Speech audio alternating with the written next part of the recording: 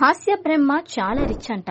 ఈ విషయాన్ని బాలీవుడ్ మీడియా చెప్పనక్కర్లేదు. ఆయన చేసిన సినిమాల కౌంట్ చూస్తే ఎవరికైనా ఇట్టే అర్థమవుతుంది. అత్యధిక సినిమాల్లో నటించి Guinness book of world record ఎక్కిన ఘనత మన హాస్య బ్రహ్మది. దశాబ్దాలుగా ఇండస్ట్రీలో కొనసాగుతున్నారు బ్రహ్మానందం. ఒక టైంలో బ్రహ్మానందం లేని సినిమా లేదు.